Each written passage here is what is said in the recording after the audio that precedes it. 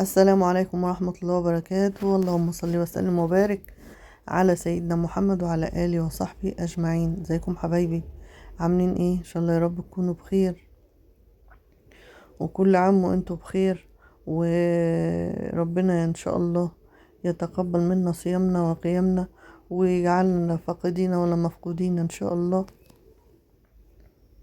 هنعمل ان شاء الله كده وصفات تنفعكم في عزومات رمضان وغير رمضان. يعني احنا بندي لبعض افكار ان هي تنفعنا بعد كده.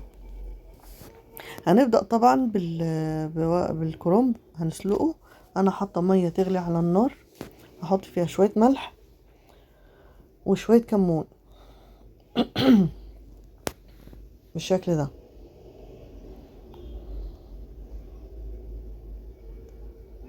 وانا بس بعتذر ان انا اتاخرت عليكم في الفيديو، لان بس كان عندي مشكله في التصوير وفي المونتاج يعني. الحمد لله. يعني انا هسلق كده الكرنب، وتحطيه في المية السخنة. هتسلقيه وتطلعيه من المية، تحطيه في مية باردة، بحيث ان انت توقفي عملية التسوية. انت لو طلعتيه وحطيتيه على بعضه كده هيفضل يفضل سخن ويهري بعضه كده، وتيجي تلفيه مش هتعرفي هيكون اتهرى. لكن لما بتحطيه في المية الباردة ديت بتوقفي مع عملية السلق بالشكل ده. هنكمل برضو السلق اهو. هو كله يعني ما شاء الله عليه، كل الناس بتعرف تطبخ وكل حاجة، بس في بناتنا الصغيرين والبنات اللي لسه عرايس وكده برضو ما بيبقاش عارفين قوي ازاي يعملوا الكرومب وكده بالشكل ده. انت لو لقيت الكرومبة ماسكة ببعضيها انت تنزليها في المية وهتلاقيها بتفلت كلها من بعضيها كده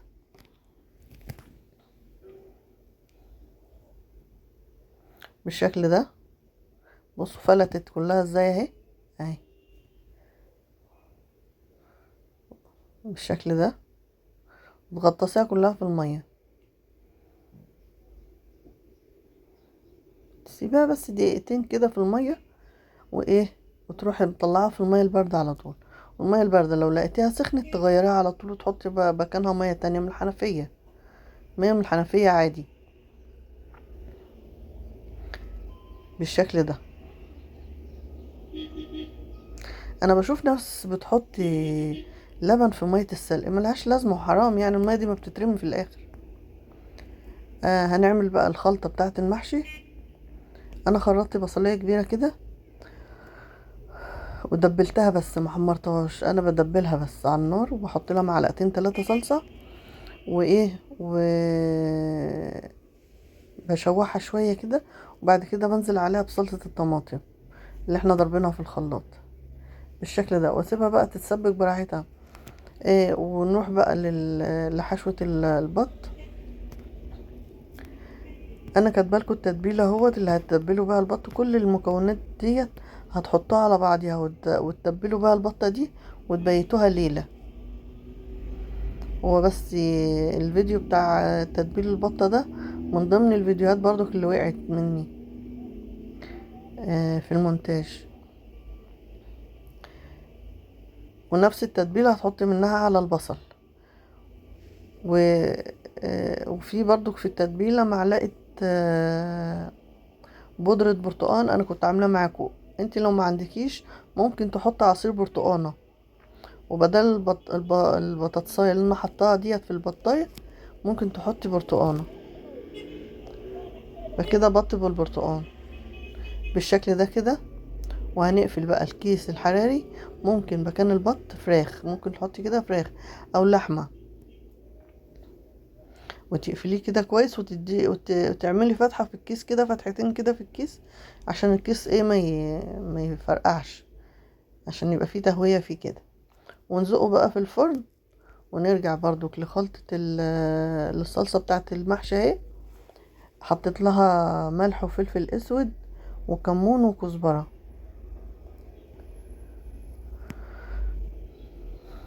انا قلت لكم طبعا ان انا بعمل التسبيكه ديت بايه؟ بالزيت، اي نوع زيت عندك.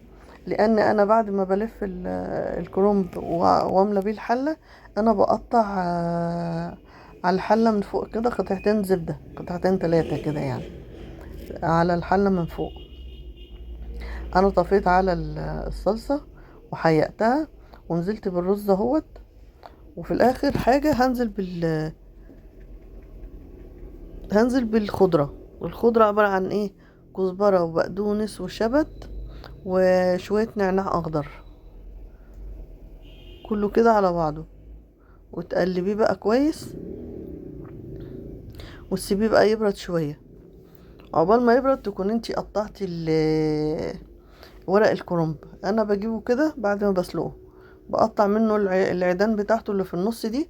طبعا العيدان دي ما بنرميهاش، احنا بنخللها. هقطع الكمية كلها واجيب بقى ايه كام واحدة كده قد بعض، وارصهم على بعض كده، واقطعهم بايه؟ بالتساوي كده اهو، زي ما انتوا شايفين معايا في الفيديو. دي هلاقيها كبيرة هحطها مع ايه؟ مع الوحدات الكبيرة اللي قدها.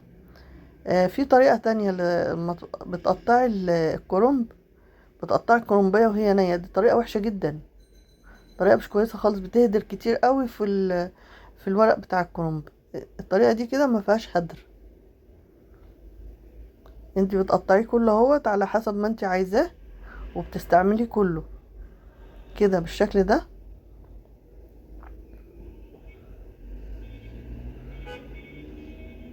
الطريقة دي كويسة جدا وبتنجز معاكي، يعني بتحطي كذا واحدة على بعضيها وايه وبتخرطيها. انا جيت اهوت حطيت فرشة في الحلة اللي هحشي فيها، حطيت بصل وطماطم، لو عندك جزر ممكن تحطي، وفرشت ورقتين كده اللي هم خضرة قوي اللي مش بيتحشيوا دول عليهم. انا هلف المحشي كله اهو. بس بصوا ما شاء الله اهوت كل الصوابع قد بعضيها بالشكل ده. انا بس هوريكم بس طريقة الحشو ازاي، وايه ايه نشوف هنعمل حاجات تانية. وقفلة الصباع خليها من تحت، يعني لما تلف الصباع كده خلي القفلة بتاعته من تحت عشان ما يفكش معاكي. هو انا هوريكم برضك في الفيديو حصلت، انا نسيت ولا حطيت القفلة من فوق. هيجي معاكم برضك في الفيديو، هتلاقي الصباع فك لوحده كده اهو. انا عدلته، كل الصوابع اهي كانت ما شاء الله قد بعضيها.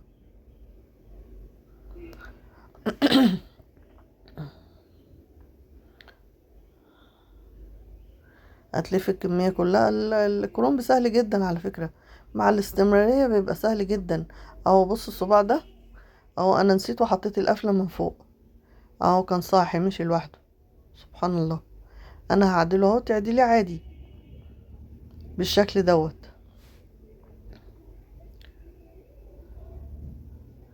وبأسهل طريقة تعمليه يعني، مفهوش صعوبة ولا حاجة. هي مرة على مرة ايدك هتاخد عليه. انا طبعا في تفريزات اللي هي قبل رمضان كنت عاملة لسان عصفور، محمرة لسان عصفور كده والشعرية. ايه الحاجات دي بتوفر معاكي في الوقت برضك. انا هزودها طبعا شوربة لحمة.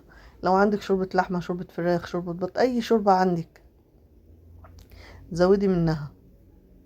لان انا عاملة البط روستو في الفرن، او بط مشوي يعني.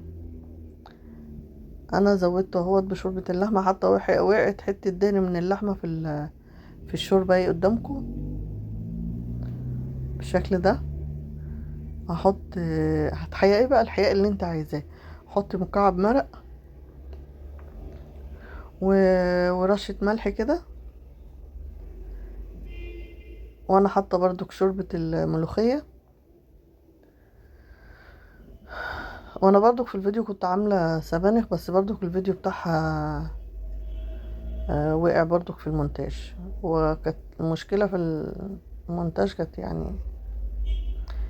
الحمد لله. انا حطيت بقى كده العيد بتاع الملوخية، حطيت حوالي كوباية شوربة. ابدأي بشوربة قليلة في الملوخية، وبعد كده ايه لو لقيتيها تقيلة زودي شوربة عشان ما تخفش معاكي. هي لو خفت معاكي وما عندكيش ملوخية هتعملي ايه؟ هتبقى صيصة معاكي. حطيت مكعب مرق ورشة سكر ورشة ملح وغليت كده، وعلى سن المعلقة كده الطرف ايه، توم ناي بالشكل ده كده. بقت معانا كده بالشكل ده كده مظبوطة، لا خفيفة ولا تقيلة، ده قوام مظبوط. هنشيلها بقى ونعمل ايه، التقلية بتاعت التوم. انا كنت حاطة كمية كبيرة كده من السمنة بحيث ان انا هعمل طشة الملوخية وطشة السبانخ. هو الفيديو بتاع السبانخ وقع مني في المونتاج، فايه انا ان شاء الله هنزل لكم بايه، هعمل لكم فيديو ان شاء الله للسبانخ والانواع الطبيخات دي يعني، اذا كان بامية بقى او سبانخ او كوسة، الحاجات دي. انا هحط نص الطشة على السبانخ، وهحط الملوخية على النص التاني من الطشة بالشكل ده. ننزل كده وايه، ونرجع تاني في الحلة اللي عملنا فيها بالشكل ده. بألف هنا وشفا يا رب. كانت جميلة وكانت طعمها تحفة. بألف هنا وشفا يا رب. دي كانت السبانخ. كده خلصنا كل الوصفة بتاعتنا، وبألف هنا وشفا يا رب. بألف هنا وشفا. لو وصلتوا معايا للفيديو كده ما تنسوش تشتركوا معايا، ومع السلامة.